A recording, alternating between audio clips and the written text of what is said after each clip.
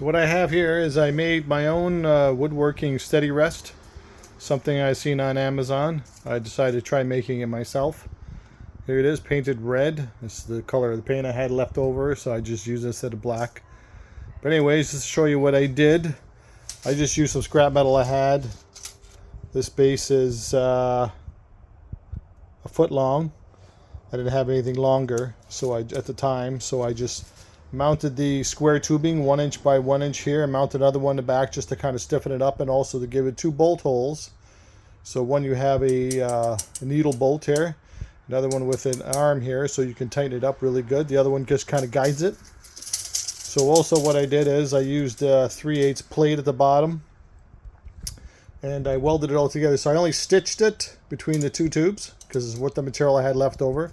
So you can use any other kind of material you want. You can use 3/8 flat bar and then cut the holes out. So I just used this. What I did here is I decided how low I wanted to go down here, and then I did is I drilled a hole right here to the size of the channel that I want. That depends on the size of the bolt. I used 8mm bolts, and I bought these 2 things off of Amazon.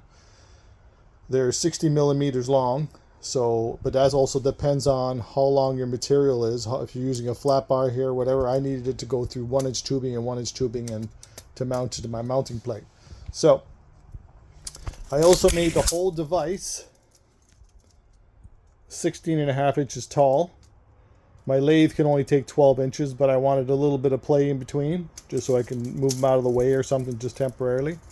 So, I made my arms 14 inches long. Didn't have to, I just kind of gave myself a little handle at the end so I can pull them off if I need to.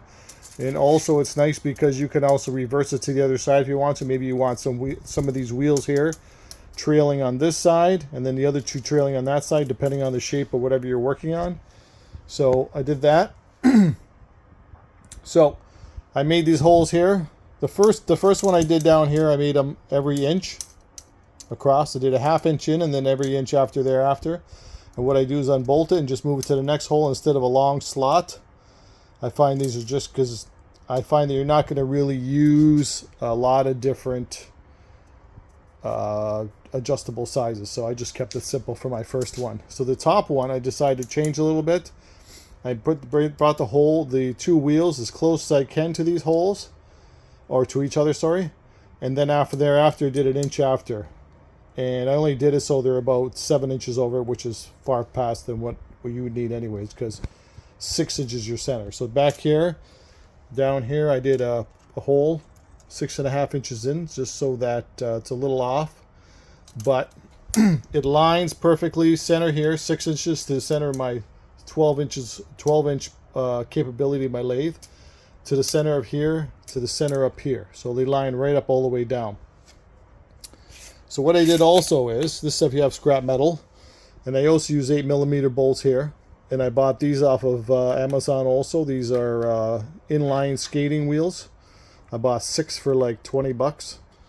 If you can buy better ones, I would go for it. So what I did here is, I had some chunk of the same steel that I had some pieces laying around, so I tapped and threaded them, 8mm holes, and I threaded them as the holder.